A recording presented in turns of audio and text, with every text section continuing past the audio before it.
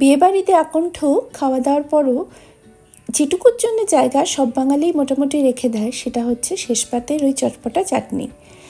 আমসত্ত্ব, tomato আর খেজুর দিয়ে যে অপার্থিব একটা জিনিস আমরা তৈরি করা শিখেছি সেই আদি অনন্তকাল ধরে, তার কোনো তুলনা নেই। আজকে চেষ্টা করব সেরকমই বিয়েবাড়ি স্টাইলে চাটনি একটু রিক্রিয়েট করার। নমস্কার বন্ধুরা, কেমন আছো সবাই? কুকিং শুকিং বাংলা চ্যানেলে তোমাদের অনেক স্বাগত। শুভস্য শীঘ্রম। চলো তাহলে শুরু করে দেওয়া যাক। প্রথমেই একটা কড়াইতে শুকনো খোলায় ভেজে নিতে হবে 2 থেকে 3 খানা কাশ্মীরি লঙ্কা, হাফ চা চামচ পাঁচ ফোড়ন, একটা তেজপাতা আর হাফ চা চামচ মৌরি। এই পুরো মশলাটাকে মিনিট খানেক মিডিয়াম ফ্লেমে ফ্রাই করে নিতে হবে।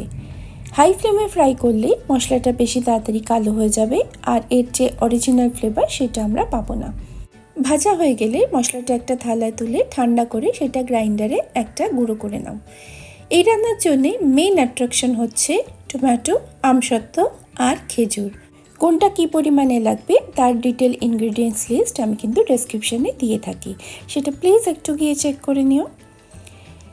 এবার কড়াইটা গরম থাকতে থাকতেই তাতে 2 টেবিল চামচ সর্ষের তেল আমি দিয়ে দিলাম। তেলটা এমনভাবে গরম করতে হবে যাতে খুব বেশি ধোঁয়া না উঠে যায়। হালকা গরম হলেই তাতে দিয়ে দাও টমেটো কুচিগুলো, যেগুলো রাফলি কুচিয়ে নিয়েছি।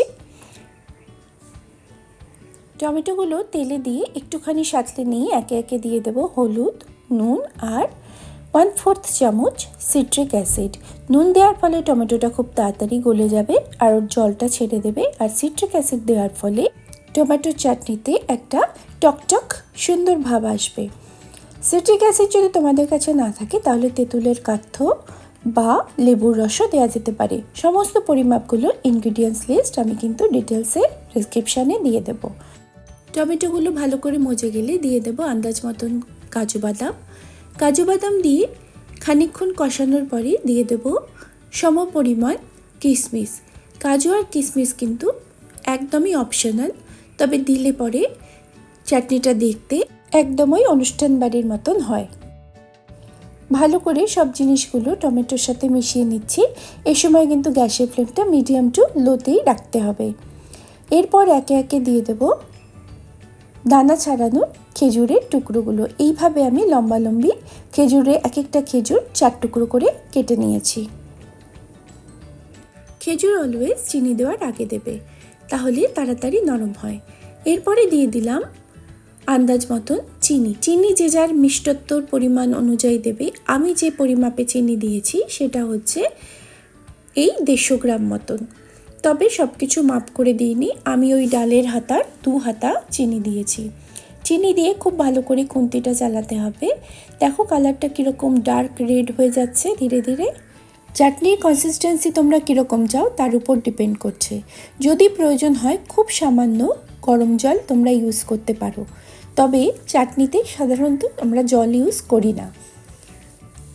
ফাইনাল স্টেজে দিয়ে দেব টুকরো করে রাখা আমসত্ত্বগুলো। আমসত্ত্বটা একটু চাটনির সাথে মিশিয়ে দিয়ে দেব গুঁড়ো করে রাখা ভাজা মশলাটা। মশলাটা এখানে আমি সম্পূর্ণটাই ইউজ করছি।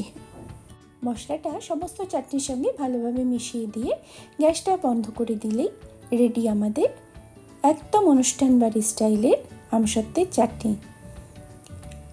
একটা কাঁচের বা প্লাস্টিকের পাত্রে এটা স্টোর করে ফ্রিজে অন্তত মাসখানেক তো রাখতেই পারো, যদি অবশ্য তোমরা আমার মতো লোভী না হও। আমি তো 2 দিনেই শেষ করে ফেলি একটু বেশি বেশি খেয়ে। কেমন লাগলো বন্ধুরা আজকের এই রেসিপি? ভালো লাগলে প্লিজ লাইক, কমেন্ট আর শেয়ার করো। আর চ্যানেলে নতুন বন্ধু হয়ে থাকলে রিকোয়েস্ট রইল সাবস্ক্রাইব করার আর বেল আইকনটা প্রেস করে দেওয়ার। পাশে থেকো, সাথে থেকো বন্ধুরা। দেখা হচ্ছে অন্য কোনো রেসিপির সাথে।